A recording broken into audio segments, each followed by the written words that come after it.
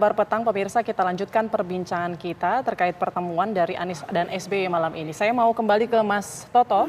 Mas Toto, tadi sebelumnya saya sudah tanyakan soal apa sebenarnya kerugian dari Demokrat jika Anies Baswedan ini tidak segera mengumumkan cawapresnya. Ya, ada dua hal saya pikir yang pasti dihitung ya oleh Demokrat. Pertama dari sisi timing, kalau kita lihat statement dari teman-teman Demokrat ingin lebih cepat, lebih baik lah. Karena mereka yang satu-satunya partai kalau saya lihat yang mengakui bahwa surveinya Mas Anies memang turun atau ada di peringkat ketiga. Sehingga menjadi lumrah ketika ada dalam posisi tertinggal, mereka butuh kepastian terlebih dahulu, menjadi energi baru, pasangannya diumumkan untuk kemudian bisa bekerja juga dengan jangka waktu lebih lama. Yang kedua, saya pikir, dan tentu saja dalam konteks itu kan Demokrat berpikir loh, kalau kemudian diputuskan pada masa injury time, mereka akan menjadi pihak yang tidak punya pilihan lain. Ketika misalnya nama Mas AHY tidak diumumkan, mereka tidak punya plan B untuk berbicara mengenai langkah yang harus diambil untuk kepentingan partainya. Harus diingat bahwa kepentingan dalam Pilpres ini tidak berdiri sendiri. Ada kepentingan yang harus juga diutamakan terkait dengan pileg yang berbarengan dengan Pilpres. Nah, ini masuk kepada kepentingan kedua, saya pikir dalam konteks ini Nasdem, PKS, dan Demokrat mungkin punya tuntutan yang berbeda mengenai bagaimana menempatkan nama jagoannya atau ketumnya dalam kertas suara atau tidak.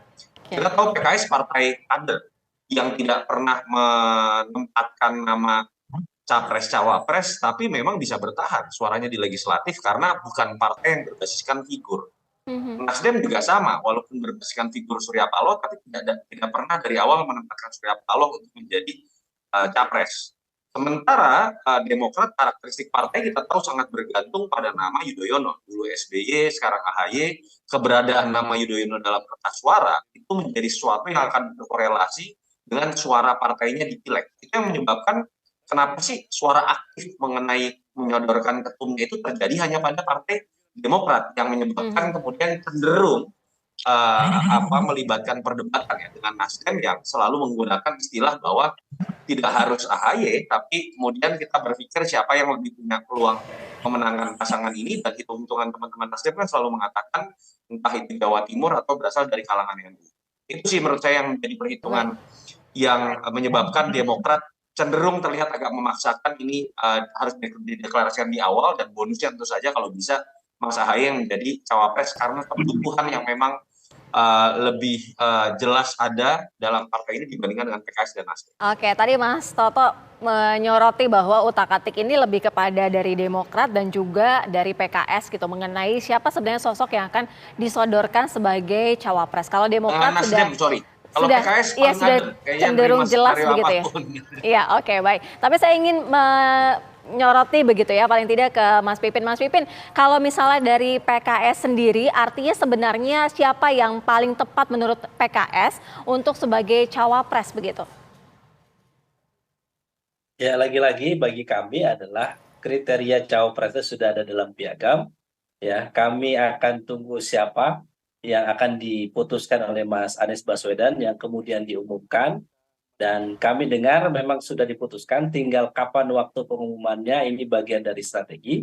Dan Mas kami Pipin, tapi apapun putusan itu disetujui begitu oleh PKS? Apapun keputusan itu? Betul. Itu adalah komitmen Partai Keadilan Sejahtera. Kami sudah menandatangani piagam koalisi.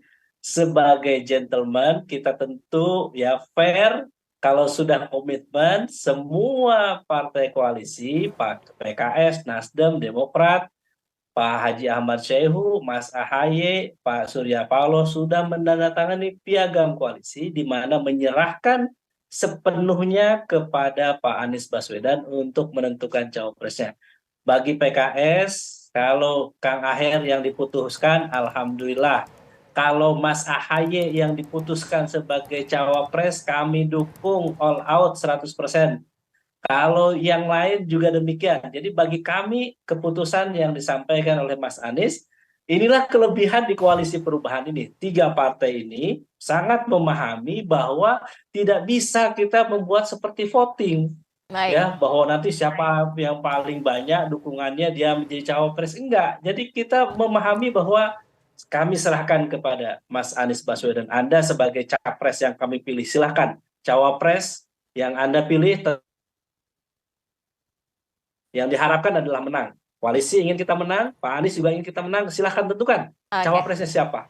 Baik. Dan tentu kami memahami bagaimana pendapat dari kawan kami dari Demokrat, tidak boleh injury time, lebih cepat, lebih baik. Kami juga pada posisi itu. Dan semoga ada jalan tengah.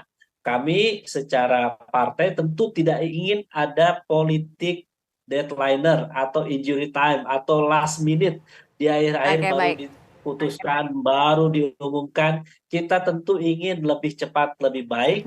Dan kami serahkan kepada Mas Anies untuk memutuskan. Ya, berarti Mas Pipin, PKS ini tidak akan goyang ya kalau didekati mungkin parpol lain, terutama P3 nih untuk utak-atik cawapres ya? DNA kami adalah DNA konsisten, komitmen dengan kontrak atau kerjasama yang sudah kita lakukan. Dari dulu sampai sekarang itulah DNA PKS. Ketika kami janji dulu oposisi, sampai saat ini 10 tahun kami oposisi di luar pemerintahan.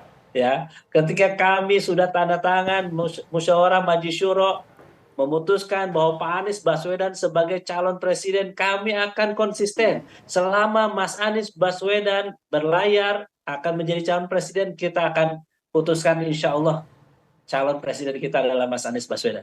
Oke, saya ke Pak Syarif Hasan. Pak Syarif Hasan, kalau misalkan akhirnya diputuskan gitu bahwa cawapresnya ada satu nama yang nama itu bukan AHY, artinya langkah dari Demokrat ini akan seperti apa? Apakah tetap berdiri, tetap solid atau seperti apa? Begini, karena kita itu sudah sepakat piagam koalisi itu bahwa seharusnya ini diputuskan segera oleh capres. Siapa cawapresnya? Nah, yang terlihat sekarang ini kok masih ada anggota koalisi yang minta menunda-nunda. Jadi persoalannya sekarang di situ. Nah, yang kedua yang ingin saya tegaskan, semakin lama kita deklarasi, akan semakin tenggelam kita. Karena ini sudah bergeser daripada tujuan kita berkoalisi.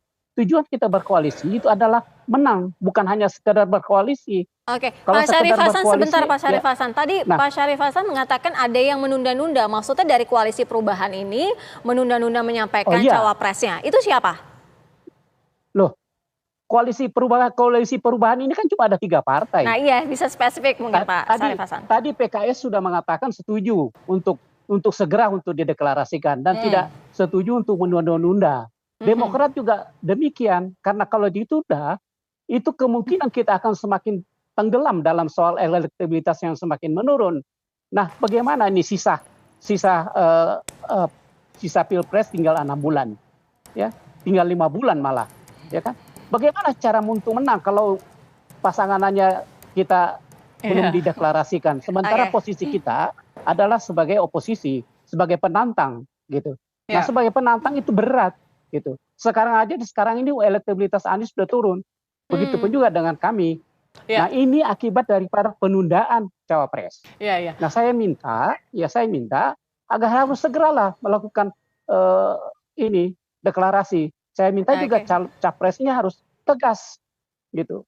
Jangan sampai kita berikan surat kuasa, tetapi surat kuasanya tidak dipergunakan. Ya, Pak Syarif lain yang memberikan tadi sudah mengatakan mendesak juga. Kemudian Mas Pipin juga mengatakan mendesak juga untuk pengumuman. Berarti ini sudah jelas ya, mungkin Nasdem ya. Sudah pasti Nasdem ini yang kemudian memang mengulur-ngulur waktu untuk last minute. Tapi Pak Syarif sendiri tahu tidak apa sebenarnya alasan Nasdem menunda-nunda pengumuman ini?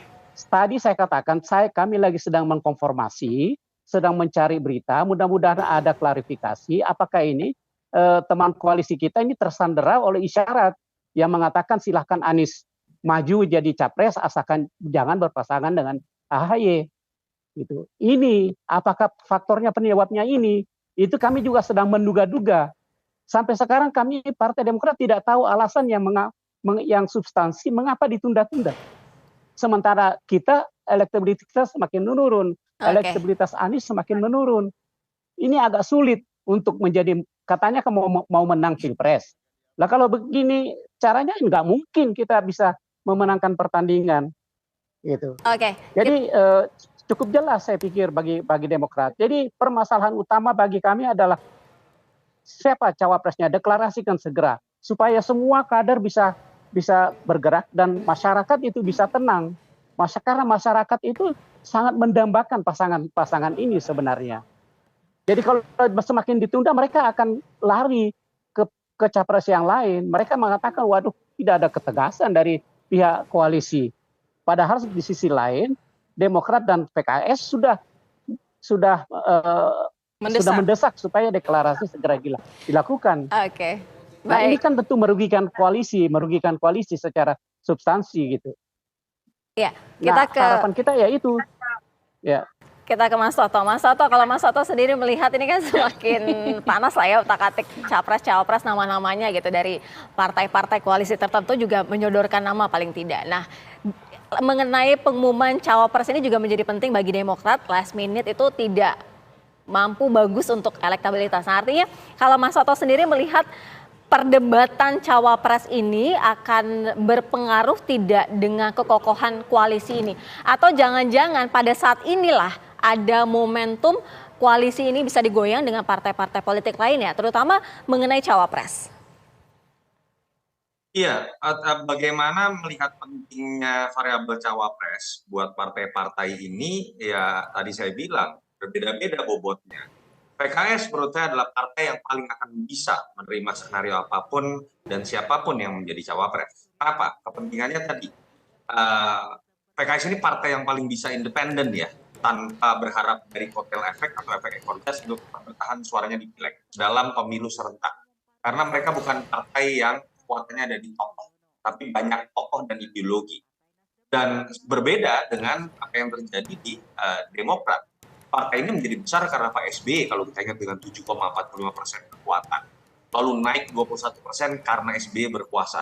Turun ketika SBY tidak berkuasa. Sehingga ada kekuatan elektoral di nama Yudhoyono yang kemudian memang akan berpengaruh. Artinya kan akan menjadi sebuah dorongan kuat untuk mereka berusaha seoptimal mungkin menempatkan nama Mas Ahy menjadi cawapres.